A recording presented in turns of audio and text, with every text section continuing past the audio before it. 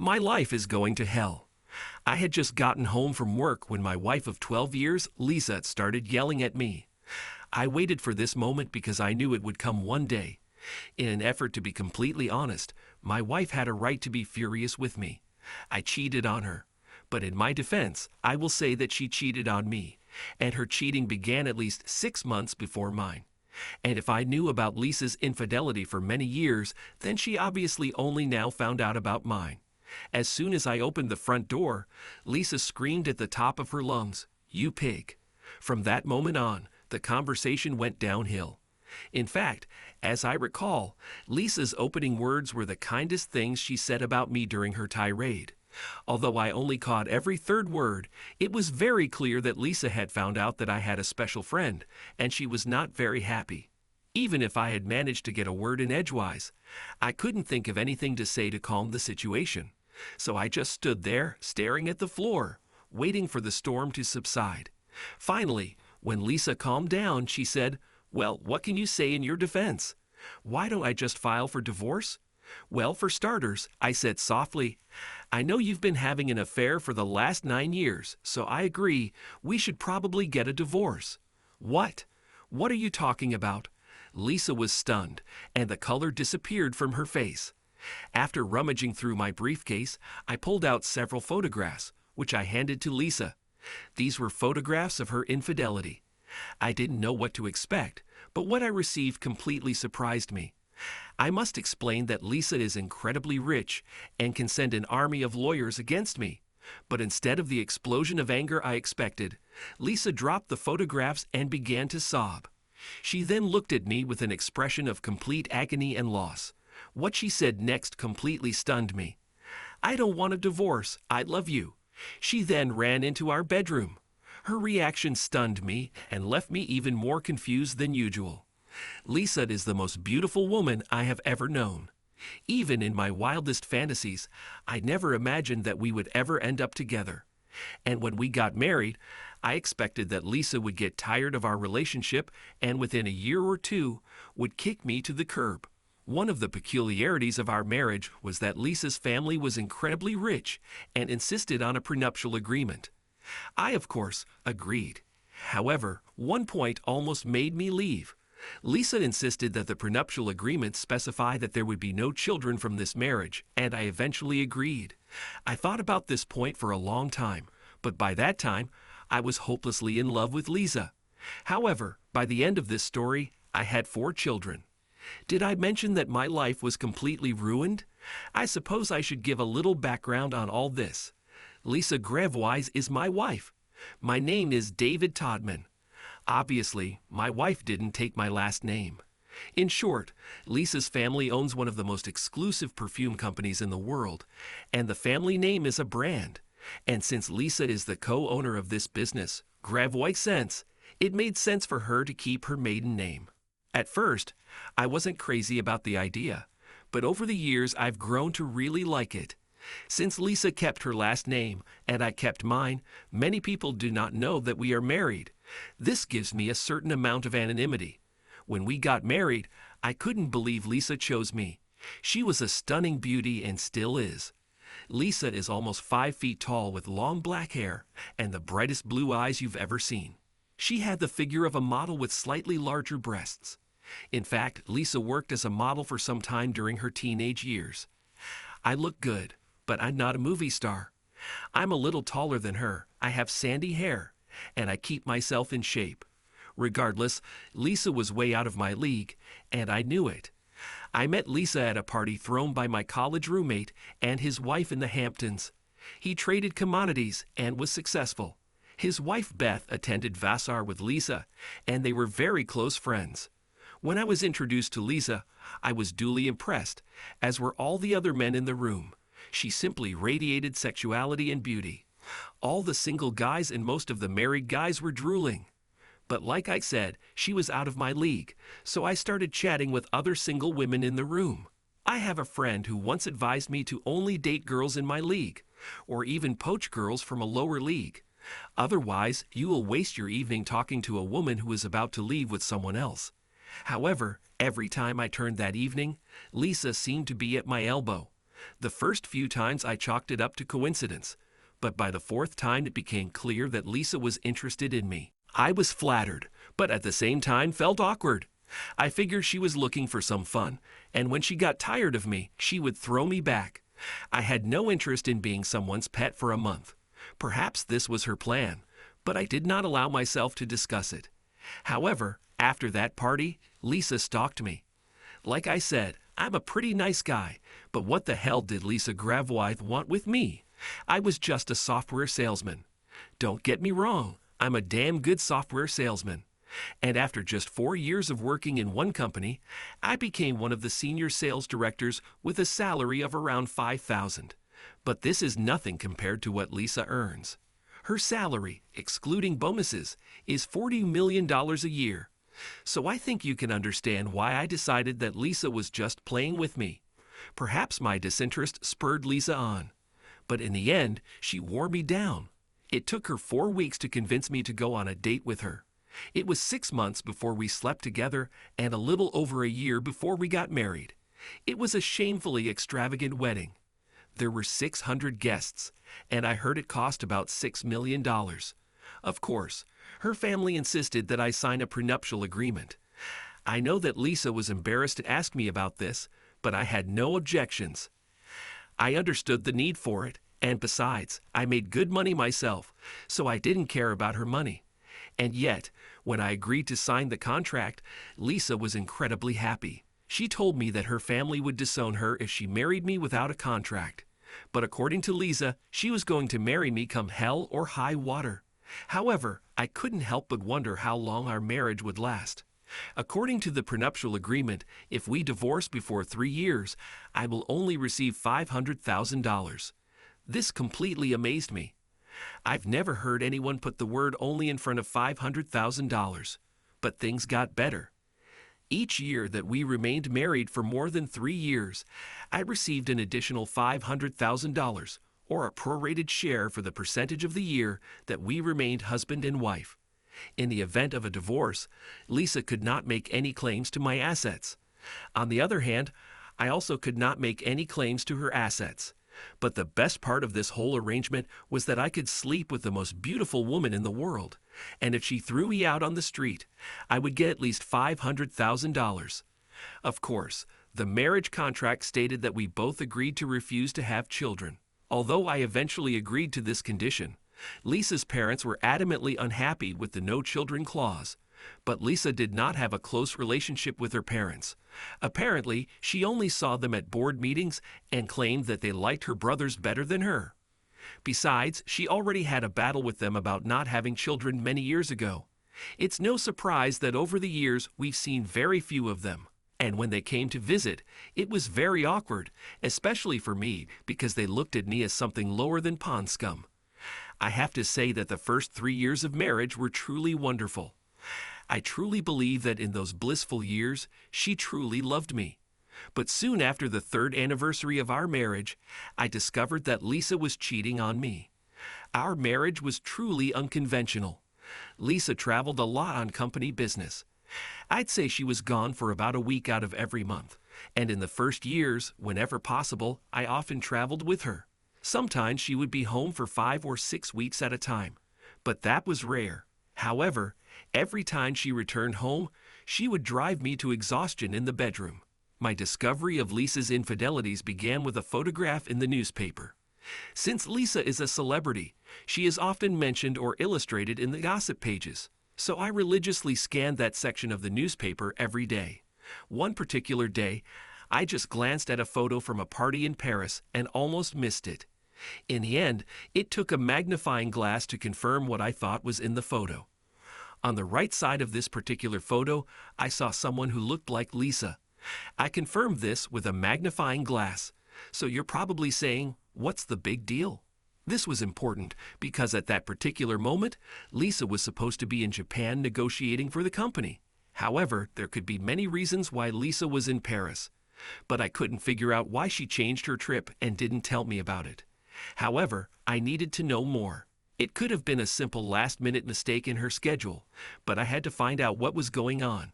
When we first got married, Lisa asked me to quit my job so I could travel with her. I told her I didn't want to be kept. Eventually, she stopped asking. One of the things about being married in a family like Lisa's is that you have virtually unlimited resources. However, I didn't want to use Lisa's money because I knew she was very meticulous and would know if I did. But I had my own checking account into which my salary was transferred. I mainly used this money to buy Lisa birthday and Christmas gifts. It's not an easy task when you're shopping for someone who has everything. It exhausted me to death. I could neither sleep nor eat. I needed to know what was going on, so I used my personal funds and hired a private investigator. However, even while doing this, I had to be careful. I chose a firm that I knew Grevwise had never used before, a reputable firm in Street Louis. After I discovered the photo in the newspaper, I realized that Lisa's work schedule required her to travel much more often than when we first got married. With the new schedule, she was away for an average of 2 weeks out of every month. However, I was puzzled because our sex life was still great. Lisa always seemed genuinely upset when she had to leave, and very happy when she returned. I'd almost convinced myself that I was paranoid. Anyway, a month later, I learned that I wasn't being paranoid. I got the report with the scans, and it was fucking painful. I have never experienced such pain. In the private investigator's report, Lisa's lover was named as Gerard Lavelle, whose family was in the banking business. They owned banks throughout Europe, and Gerard was president of the family holding company. Lisa and Gerard grew up together, and at one time, everyone thought they would get married. But then Gerard and Lisa broke up. Lisa married me, and Gerard married a Greek woman named Teresa Apopoulos. Teresa's father was very passionate about shipping. Gerard and Teresa had 3 children. According to the private investigator's report, Gerard and Teresa had 3 children. According to the private investigator's report, Gerard and Lisa broke up because he wanted children, and Lisa absolutely did not want them. Apparently, Gerard's family threatened to disinherit him if he agreed to Lisa's demand not to have children. Then I read in the report that Gerard's wife died 6 months ago. So now Gerard was free and could be with Lisa. I walked around depressed for 5 days, trying to understand what was happening. It's obvious that Gerard was Lisa's first love, and they apparently rekindled their relationship. I didn't understand why Lisa didn't file for divorce. In fact, I was completely confused because every time she came home, Lisa would smother me with love. If I didn't know better, I would swear that this woman only loves me. Not only did Lisa seem genuinely excited to see me, but our lovemaking was absolutely amazing. You're starting to realize how shitty my life has been, but it's only going to get worse. My first reaction to the private investigator's report was to meet with Lisa and divorce her, but I thought long and hard about it and came up with 3 reasons that kept me from doing it. First of all, I still loved Lisa, and when we were together, I felt that she really loved me. Secondly, the sex was mind-blowing. And finally, the marriage contract. From a purely financial standpoint, I earned $1,370 for every day I was married to Lisa. I finally decided what I would do after Lisa tried to destroy me with sex before flying off on another trip. In my mind, I said, to hell with everything, I'll stay married, but I won't be faithful. Even after making this decision, I kept wondering whether I could really cheat on Lisa. One day, as I was pondering my dilemma, one of my sales associates came into my office. Her name was Thelma Johnson, and she was quite an attractive woman. Thelma wasn't even close to Lisa's level, but she had a hot body and a warm, friendly personality. While Thelma was a solid 8.5, Lisa was an 11 or 12. "David, you've been distracted all week," she told me. "Is there anything I can do to help?" I'd really liked Thelma, and she was a great salesperson. She recently divorced her husband after she caught him cheating. I was surprised that she wasn't as upset about the divorce as I thought. Thelma worked closely with me for over 6 months to secure the contract with Harris Enterprise. This contract provided us with a bonus for the year. I knew Thelma cared about me, but we had always had a professional relationship. However, Thelma was a good listener, so I decided to talk to her about my dilemma with Lisa. Yes, I admitted I'm confused. I just found out that Lisa is cheating on me. The question I'm struggling with is, should I divorce her or ignore her? That shouldn't be a problem, Thelma said quickly. Divorce this bitch and move on with your life. It's not that simple, I explained. I signed a marriage contract with Lisa. Every year I remain married to Lisa, I receive $500,000. This means that every day I'm married, I earn about $400, which is not small change. Then I listed all the other perks that could come with being married to Lisa. Fancy cars, parties, clothes, expensive watches, and travel on the company jet. Thelma acknowledged that this was indeed something that needed to be carefully considered. She promised to think about it that evening and let me know if she came up with anything. The next day, I was still thinking about my problem when Thelma walked into my office and closed the door. I think I have a solution to your problem, she said, sitting down opposite me. Really, what do you think I should do with Lisa? I asked. I think you should stay with her, Thelma replied and continued, with some changes. And what changes should I make? I asked, smiling. And what changes should I make? I asked, smiling. I was sure that Thelma would suggest that I stay married and just cheat on Lisa.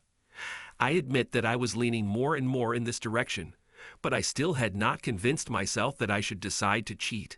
Although I still loved Lisa, her betrayal hurt me deeply, and I found it difficult to cope with. But what Thelma suggested shook me to my core. Like I said, I think you should stay married to Lisa, but you should have your own affair. I raised my hand to stop her from continuing. I've already thought about this. No, my plan includes more than that, Thelma interrupted. Please let me explain, and let me finish before you throw me out of your office.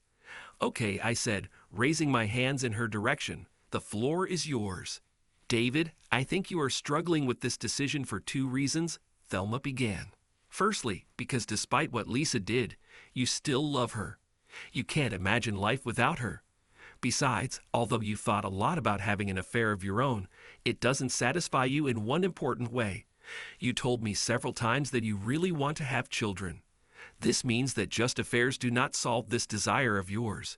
Yes, you could get your mistress pregnant, but that would be messy and would almost certainly end your marriage to Lisa.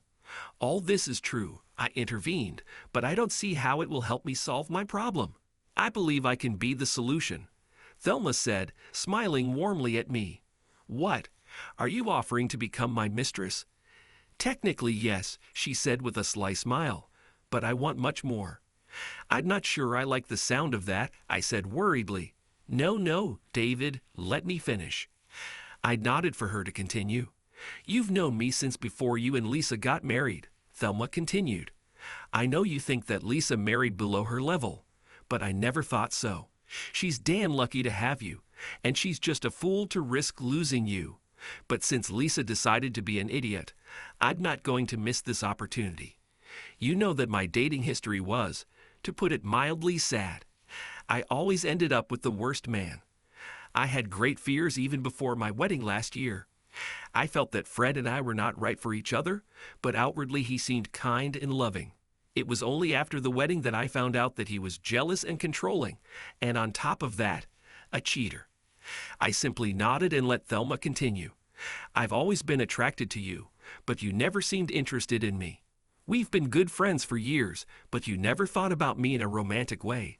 I accepted it, and I knew I could never compete when Lisa came on the scene.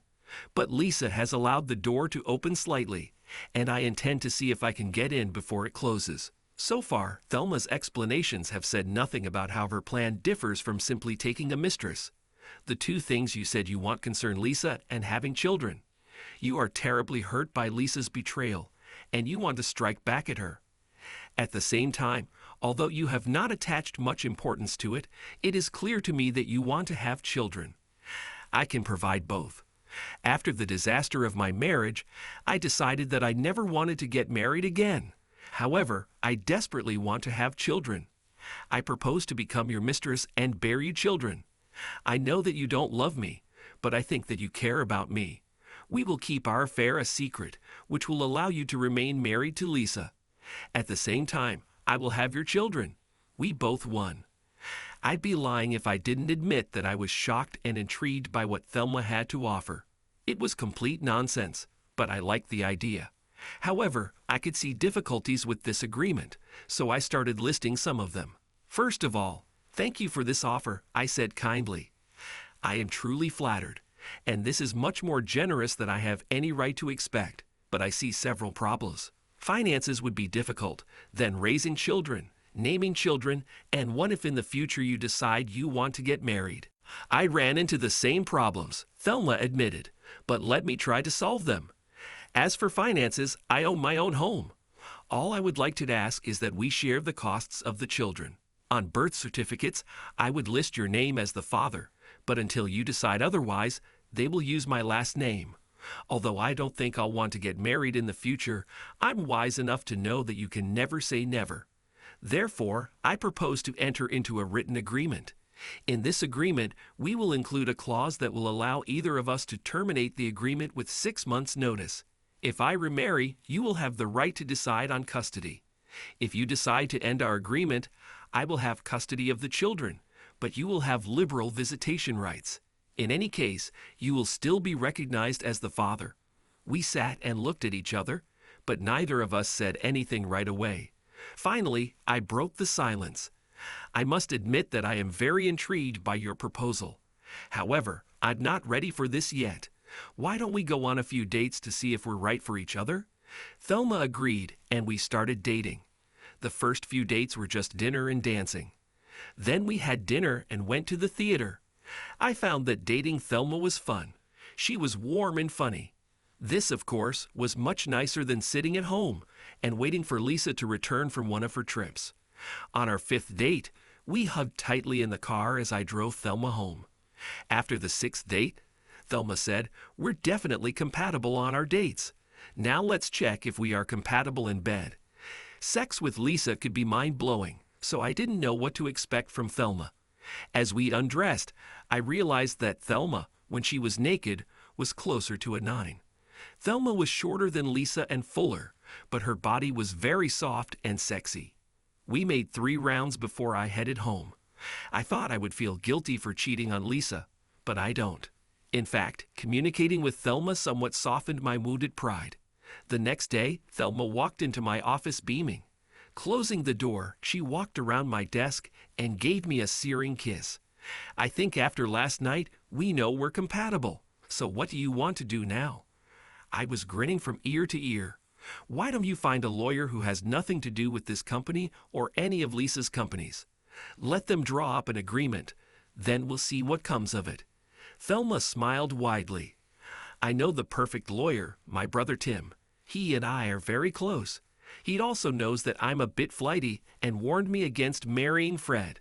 So Thelma left and I went back to work. As the days passed, I thought less and less about the idea. And since Thelma didn't mention it, I thought she might have changed her mind. Anyway, I didn't mean to bring this up. Also, I was becoming more and more convinced that I should just divorce Lisa and accept my financial losses. At least it won't be like what happens to most husbands when they get divorced. They end up in a complete mess in every possible way. In many cases, these men deserve to be fucked. But in many other cases, it is the wife who deserves to be burned to ashes.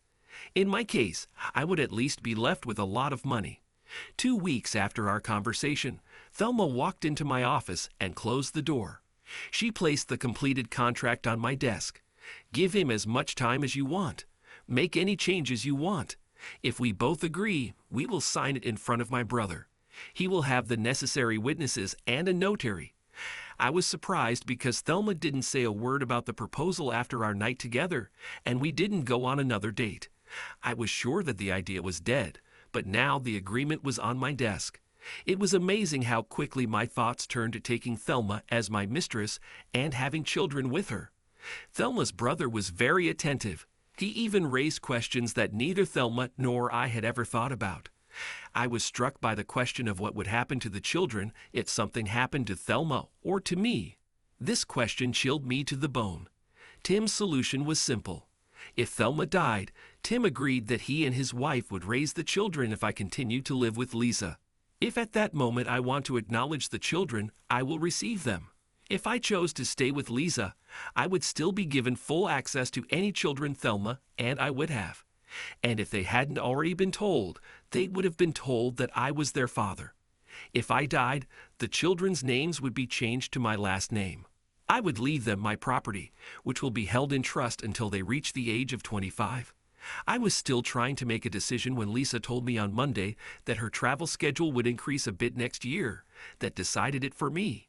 The next day, I told Thelma to make an appointment with her brother. The meeting with Thelma's brother, Tim, was very businesslike.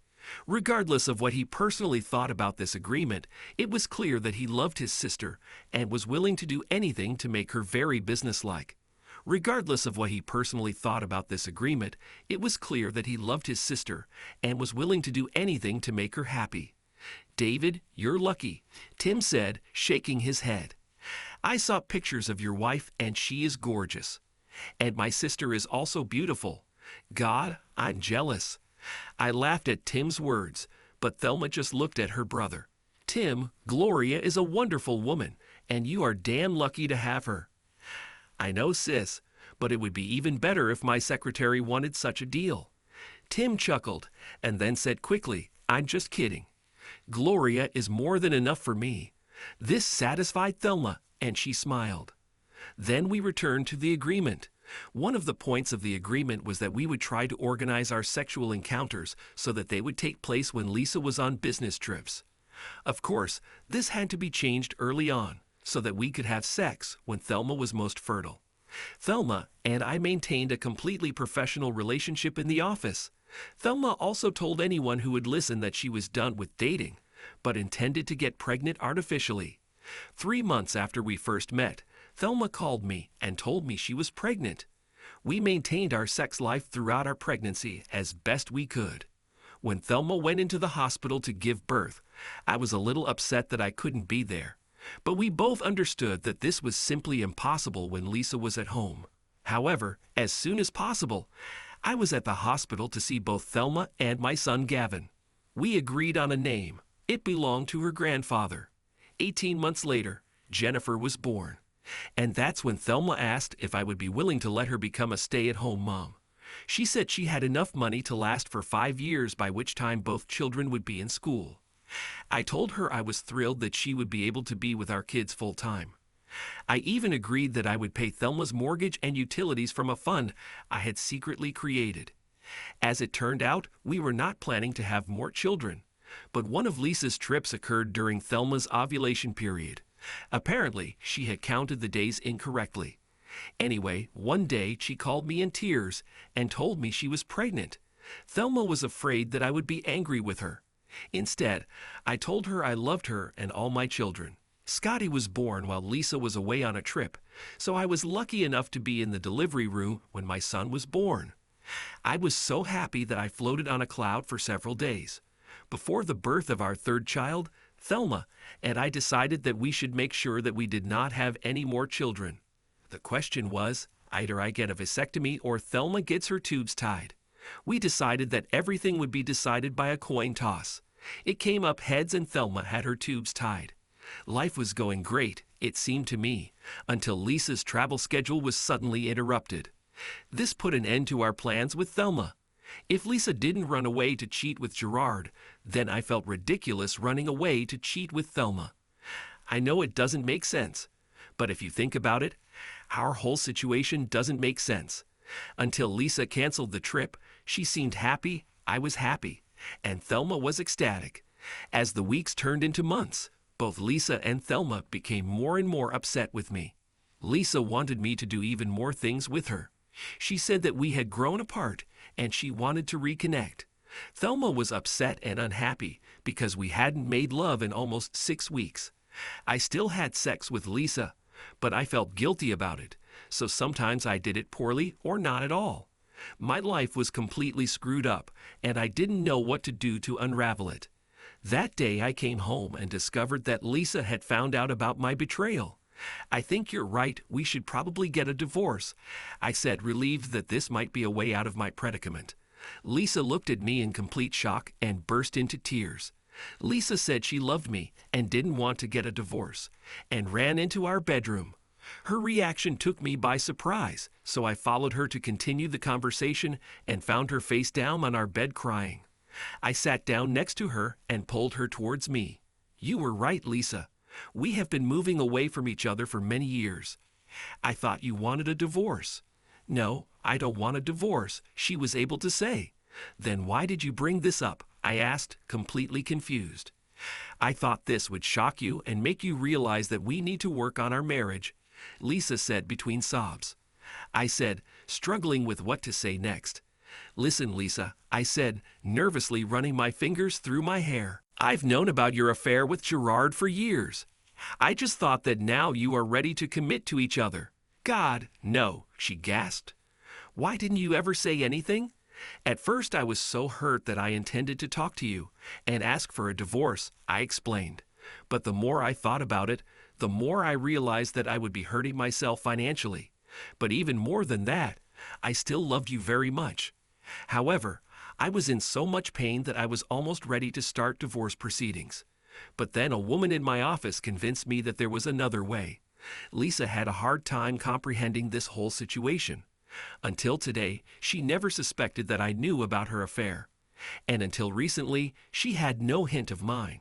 So you have a mistress? Lisa was crying, tears flowing down her cheeks. You are so cruel. Get out and leave me alone. With every minute, the situation became more and more incredible.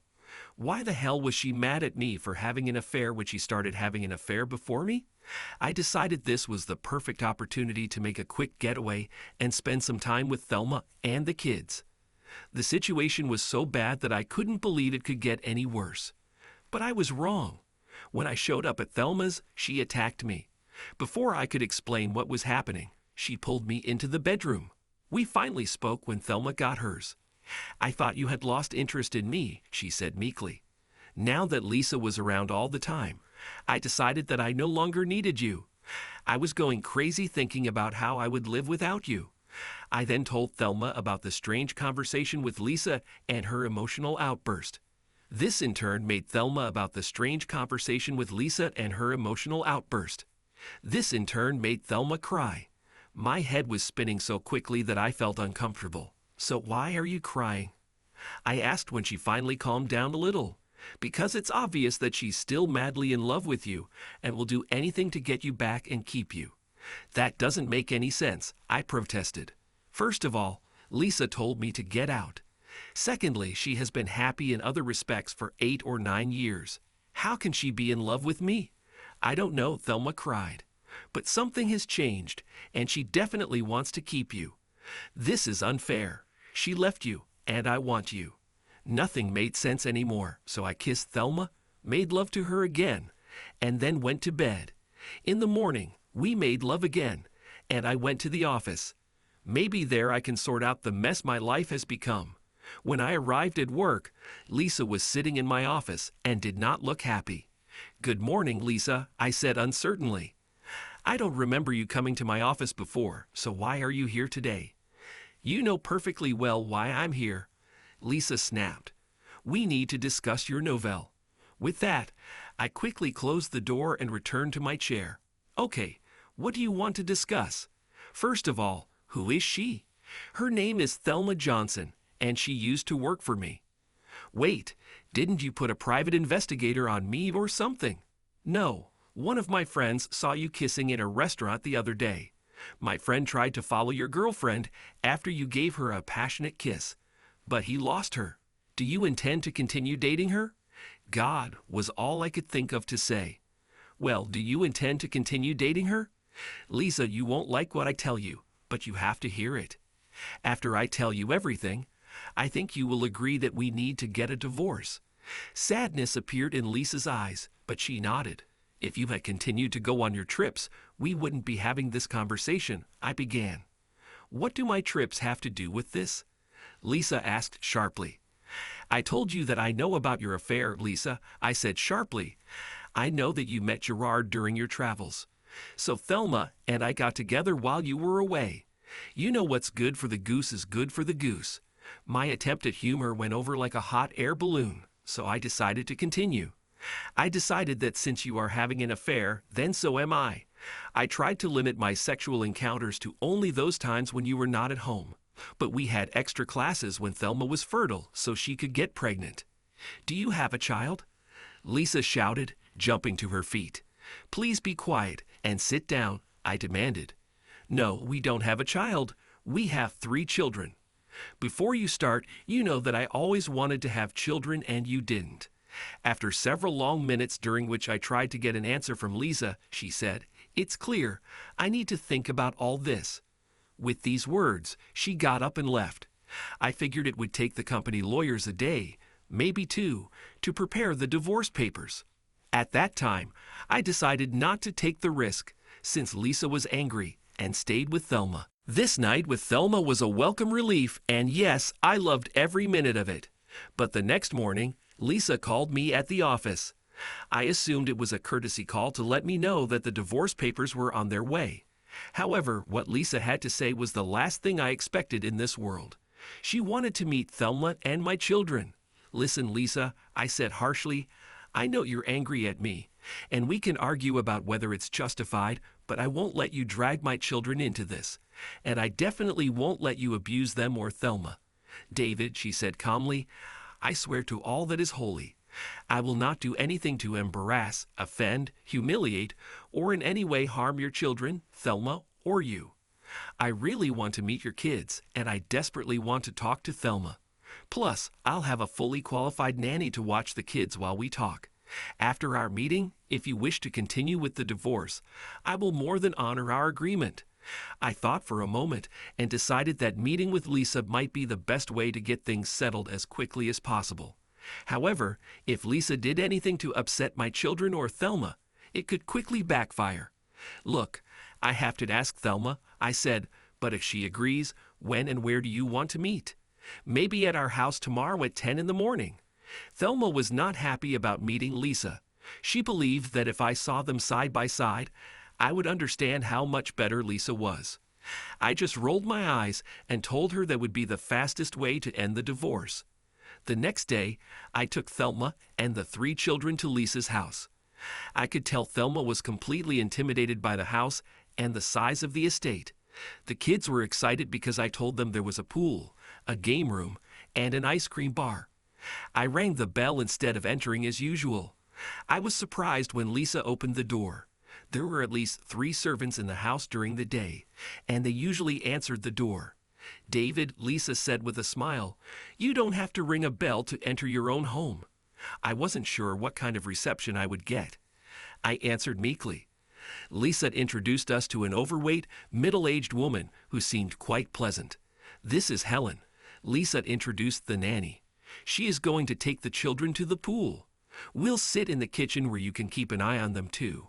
Once in the kitchen, Lisa offered us something to drink. I was desperate for whiskey, but given what we were here for, I asked for a Pepsi. Thelma took a glass of water, and Lisa poured herself a glass of wine. I remember thinking this was unfair. If I had known there were alcoholic drinks on the menu, I would have ordered differently. Thelma, Lisa began, David told me that you two have been together for about 8 years. As many as we could, Thelma answered nervously. David insisted that we meet only during your travels. However, he often stopped by for an hour or 2 to be with the children. He always managed to be present at all children's parties. Lisa gave me a strange look. So you were happy with David? Don't you want to find someone to be your full-time husband? David is the best man I have ever known, Thelma said authoritatively. He's a better part-time husband and father than, I think, 95% of full-time men. So to answer your question, I don't want a full-time husband. I want everything David is willing to give me. I see, said Lisa, and a tear rolled down her face. She quickly wiped it away and turned to me. David, could you check on your kids and give Thelma and I some time alone? I looked at Thelma, and although she was very nervous, she nodded at me. I was wearing shorts because I had the day off, so I took off my sandals and dangled my feet into the pool. I watched the splashing children and could not help but regret that Lisa did not want children and cheated on me. From time to time, I looked out the kitchen window. At first, it seemed that Lisa was doing all the talking. Then Thelma spoke, and Lisa seemed to cry. Then they took turns talking, and Thelma seemed to be writing. Finally, I saw both women hugging each other and crying. Then Lisa opened one of the doors and asked me to return to the house. I was almost afraid to go. Once inside, I headed to the chair I had occupied earlier. I was curious if there were any other alcoholic drinks on the menu, but decided not to push my luck. David, Thelma said, taking my hand, "We have come to an agreement." "Okay," I said slowly, "is this something I won't like?" "We'll let you decide," Lisa said. "Our agreement is to share with you. Let's talk about being caught off guard." I came this morning expecting to discuss the details of Lisa and my divorce, and now they told me that two women in my life want to divide me. "I didn't understand here," I said, pushing my chair back slightly. "Lisa, you've been cheating on me for almost 9 years. And yes, I cheated on you for almost as long, but you started it. I don't understand why you don't want to be with Gerard all the time. If you divorce me, you will be free." Lisa started crying and Thelma hit me on the arm. "Why did you hit me?" I demanded. I became even more confused and a little angry. "Because Gerard is dead," Thelma said. "Sorry," I muttered. "I did not know." "David, you're right. I cheated on you," Lisa admitted. "Gerard was my first love, and I couldn't forget him until I met you. He broke up with me when I told him I didn't want children. I was crushed by his decision, but I refused to back down. About 3 years after our wedding, I met Gerard on one of my trips. His wife died and he was depressed. I wanted to be there to help him through this difficult time. He really loved Teresa one way or another. One thing led to another, and we began an affair. One way or another, one thing led to another, and we began an affair. Yes, I loved Gerard, but I loved you just as much as I loved him, maybe even more. By the time Gerard had a massive heart attack, he was pressuring me to divorce you and marry him. I told him that I would never leave you. I love you too much. Now I won't survive if you leave me, David, and I know that you still love me, even though you had a family with Thelma, so you know that you can love two people at the same time. Now I understand that I can't have you all the time. But like Thelma, I want everything you are willing to give me." I exhaled sharply and sank into a chair. I know a lot of guys dream about this, but all I saw was a potential nightmare. Everything in my body screamed that two women wanting the same man was a recipe for disaster. I looked from Lisa to Thelma, and then back again. I saw hope and fear in the eyes of both women, so I decided to play dumb. "And how exactly will this work?" I asked. In response, Thelma took out a notepad and began looking through the schedule. The agreement was quite detailed, but the gist was that Lisa would stay in the master bedroom. Thelma and the children would live in the north wing, which had 3 bedrooms and 2 bathrooms.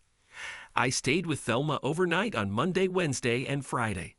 I stayed with Lisa on Tuesday, Thursday, and Saturday. On Sunday, I could sleep wherever I wanted. The fact that I slept with one woman or another did not mean that sex would be constant. This was decided between the couples. However, if one of the women decided that she did not want or could not have sex, I was not allowed to sleep with the other.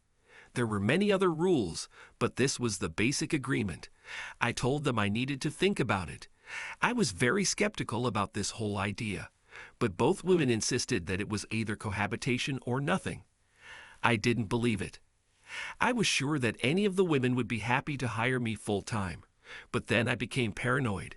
What if they were serious about sharing or nothing? Would I risk losing both women? Anyway, I had to leave for a business trip the next day, so I told them I would give an answer when I got back.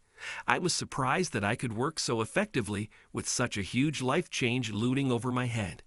But after I completed my contract with Stellar Enterprises and was flying home, I realized why I was able to work on this trip. I've already made my decision. I agreed to the deal.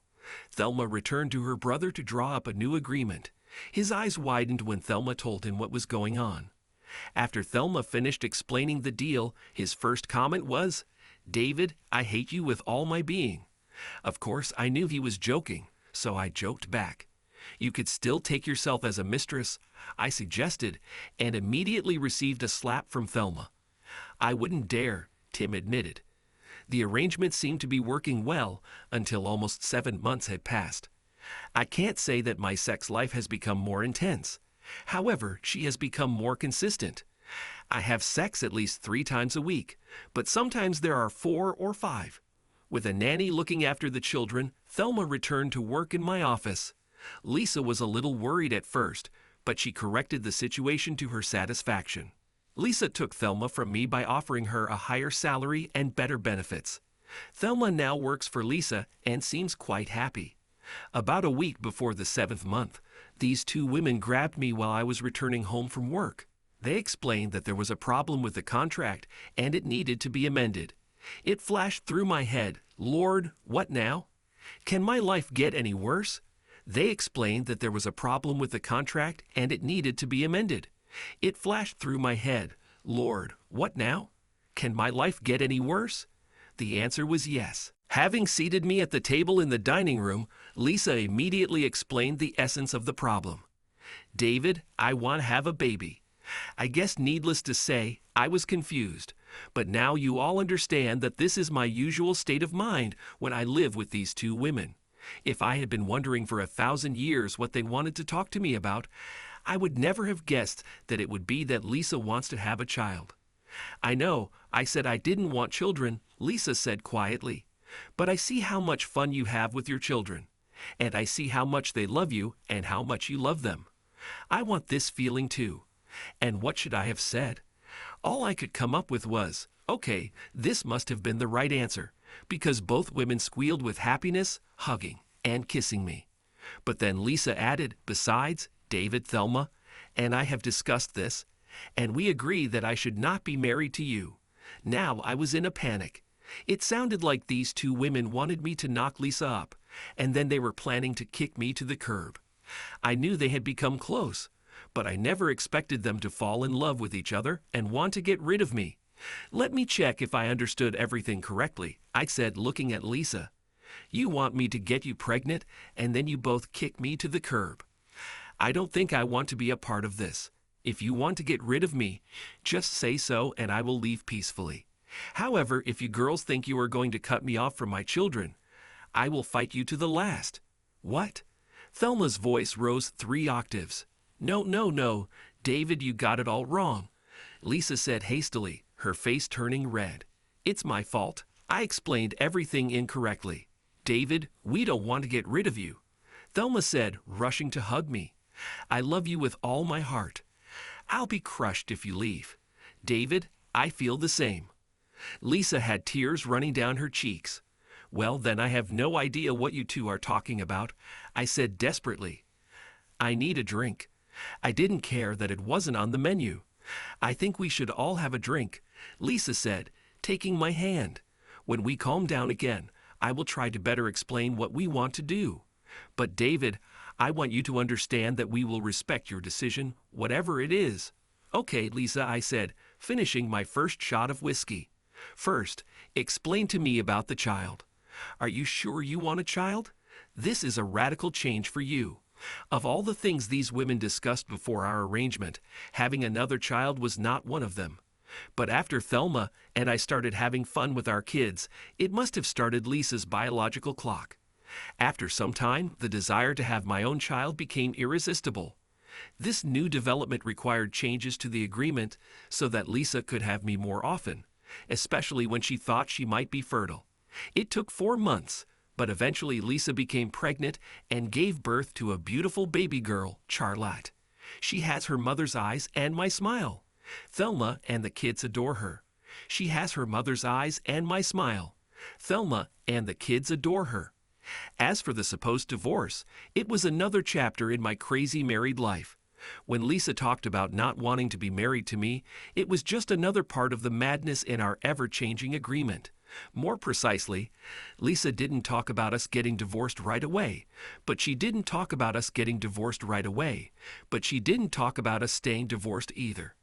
In one of their many conversations, Thelma said she was worried that her children would face the stigma of having children out of wedlock. Lisa agreed with her and offered a solution. Remember, Lisa has a lot of money, and money can buy almost anything. According to the new agreement, I had to divorce Lisa after the birth of our child. Then I was supposed to marry Thelma, but Lisa was going to change the documents to show that Thelma and I were married at the time our children were born. Then Thelma and I would divorce, and I would remarry Lisa. If you're confused, think about how I feel. Shortly after Charlotte was born, I signed the divorce papers and married Thelma. I don't know how Lisa did it, but she had a marriage license and the records were changed to reflect my intended marriage to Thelma. I asked Lisa why she didn't just change the records without the marriage ceremony.